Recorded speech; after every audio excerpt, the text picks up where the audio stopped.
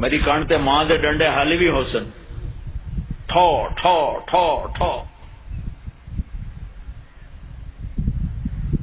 ہمارے ماں باپ کو پتہ نہیں، میں نے بہت چھوٹی عمر میں سگریٹ پینا شروع کر دی، گاؤں کا ماحول ذمہ دارا آزاد، میں نے سگریٹ پینا شروع کر دی، میری ماں کو پتہ چل گیا، ماسی۔ اب ماں نے میرا منہ کھولا ہوا ایسے، اور ماسی نے چمٹے میں انگارہ ڈال کے میرے منہ میں ڈال، پاما تیرے منہ وچ، پاما تیرے منہ وچ، اور میری ہاؤ میں نہیں پیندا، میں نہیں پیندا۔ یہ مجھے سگریٹ سے ہٹایا جا رہا ہے، کیسے؟ اس لیے کہ میں نے کوئی 8-9 سال کی عمر میں سگریٹ شروع کر دی تھی، تو ماں نے یوں میرے جبڑے کھولے ہوئے اور ماسی نے چمٹے میں نا انگارہ، اور پاما پاما تیرے منہ، پاما تیرے، میں کہا بھائی آج میری خیر نہیں، او میں نہیں پیندا، او میں نہیں پیندا۔ باہر جا کے میں پھر پی رہا تھا۔ اچھا، اور میرے چھوٹے بھائی نے دیکھ لیا، اس کی عمر کیا ہوگی؟ 6 سال۔ میں کہا ابھی مارے گا، اس ضرور جا دسنا ہے۔ میں کہا تار میں اور میں کہا ایک تو بھی پی لا، میں نے ایک اس کو پلا دیا تاکہ میری شکایت نہ لگے، میری شکایت نہیں لگے، کیونکہ مار پٹائی آسان راستہ نا چپ کرانے کا، چپ کرانے کا، بند کرنے کا آسان کام ہے، 2-4 تھپڑ مارو چلو، بچہ رو دھو کے چپ ہو جائے گا۔ اللہ کے واسطے اپنے نبی کی زندگی پڑھو۔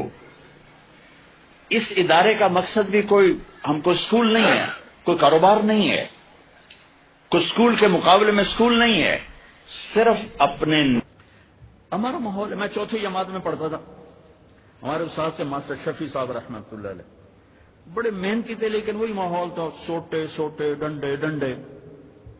دسمبر کا مہینہ، سردی، ایک وہ اس کا حساب کا سوال لکھایا سلیٹ کے اوپر، ہم 15 لڑکے یوں لائن میں بیٹھے۔ اچھا، میں نے دیکھا، مجھے نہیں آتا تھا، میں کہا چلو معافی تلافی ہو جیسے، جب وہ پہلا اس کو نہیں آیا تو پتہ نہیں کو 8-10 ڈنڈے پہ، میں کہہ لے وے مارے گا یا اللہ۔ پھر دوسرا، اس کو بھی ڈنڈے، پھر تیسرا، اس کو بھی ڈنڈے، کسی نے نہیں آیا۔ اب میں سوال چھوڑنا تو حل کرنا تو چھوڑ دے، میں کہ یا اللہ جان کے میں بچائیں، کوئی راہ دکھا۔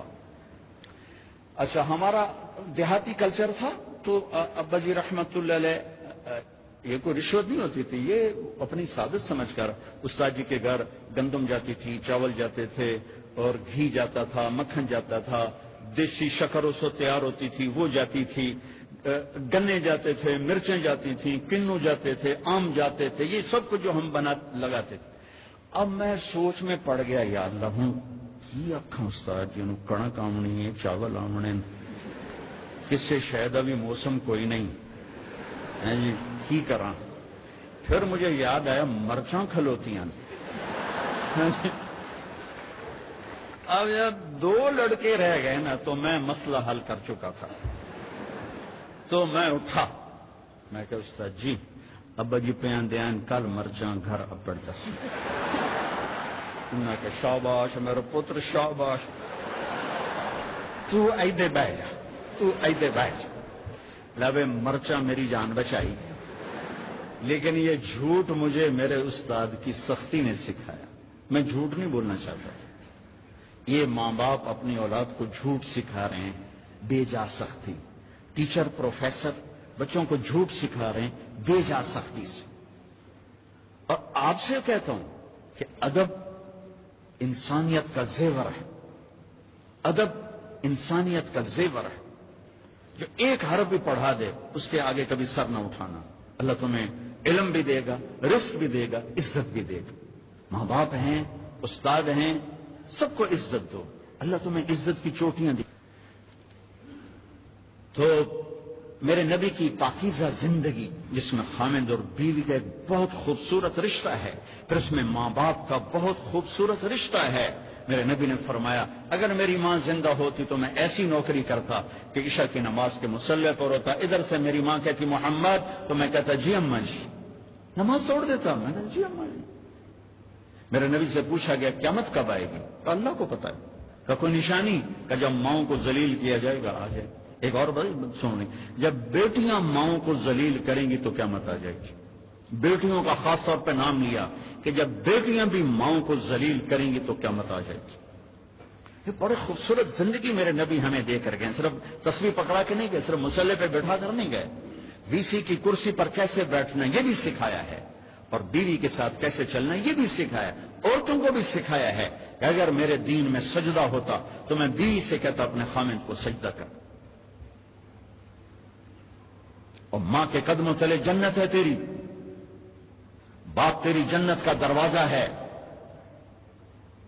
ابو ہریرہ جا رہے تھے، ایک نوجوان آگے جا رہا تھا، ایک بڑے میاں پیچھے جا رہے تھے. گو بھائی کہ جی ما ھذا من کا، یہ کون ہے؟ کہ جی میرا ابا. کا پیچھے چل، اس کو آگے چلا، اس کو آگے چلا، خود پیچھے چل. کبھی اس کے آگے نہ چلنا، کبھی اس سے پہلے نہ بیٹھنا، کبھی اس سے پہلے نہ بیٹھنا. امام زین العابدین پاکیزہ ہستی، اماں کے ساتھ کھانا نہیں کھاتے تھے. اور عرب میں یہ الگ الگ پلیٹیں ہیں نا، یہ تو ہمارا دستور ہے، عرب کا دستور ہے کٹھے کھانا. تو ایک شخص نے کہا حضرت آپ ماں کے ساتھ کھانا کیوں نہیں کھاتے؟ آپ تو اتنے ماں کے فرما بردار ہیں. کہا بھائی مجھے ڈر لگتا ہے کہ میری ماں کی آنکھ کسی بوٹی پہ پڑے اور اس کا ہاتھ آگے آنے سے پہلے وہ بوٹی میں اٹھا کے کھا لوں تو کہیں میں اللہ کی بارگاہ میں مردود نہ ہو جاؤں، اس لیے میں اماں کے ساتھ مل کے کھانا نہیں کھاتا. تو جن کے ماں باپ زندہ ہیں، استاد بھی باپ ہوتا ہے.